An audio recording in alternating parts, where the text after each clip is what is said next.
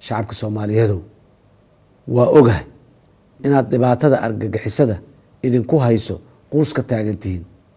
waan ogahay inaad ku daasheen tacsida iyo baroor diiqda joogtada ah.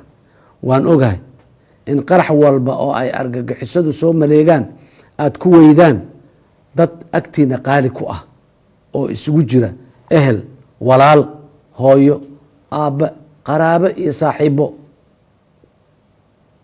waan ogahay inaad weliba dowladda soo dhowraysaan. intaas iyo kan badanba waan ogahay.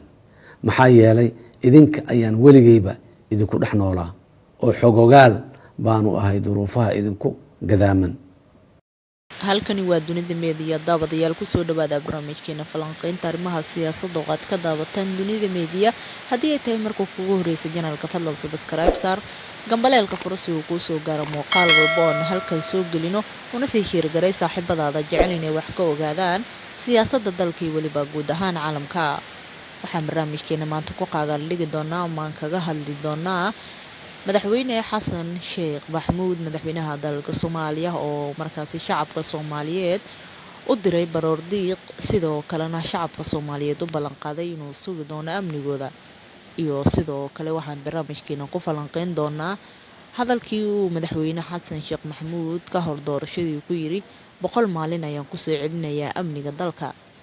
ma ka dhaweeyay hadalkaasi mase fuliyay qodobkaasi uu madaxweynaha u ballan qaaday shacabka? qodobkaas ayaan ku falanqeyn doonaa, kaga hadli doonaa barnaamijkeena dabasho wanaagsan. waa madaxweynaha dalka Soomaaliya xasan sheekh maxamuud.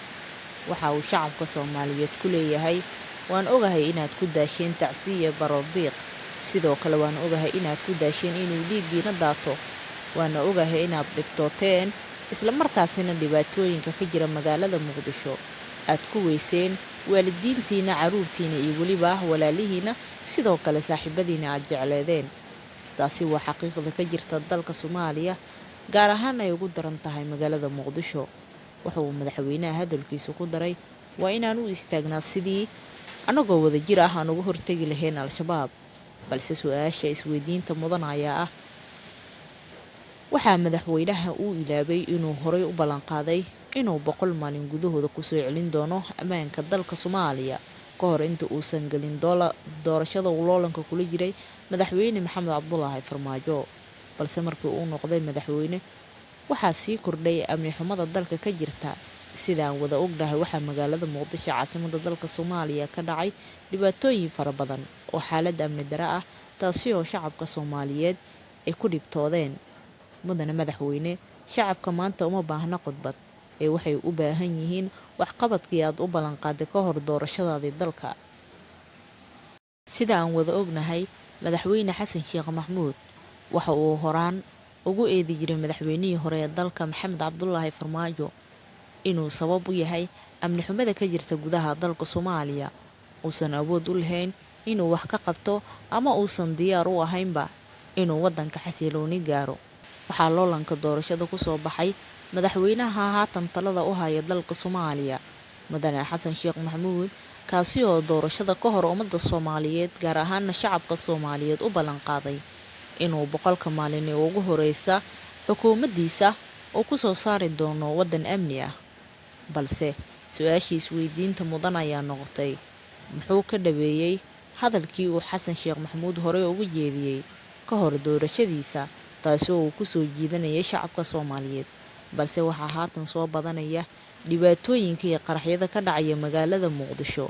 marka laga soo tago dhibaatooyinka ay geystaan ururka al-shabaab, waxaa magaalada Muqdisho ka dhex jira falal amni daro, kaasi oo ay geystaan qaar ka mid ah dhalinyarada ku nool magaalada tan Muqdisho, kuwaasi oo lagu magac daro ciyaal weero.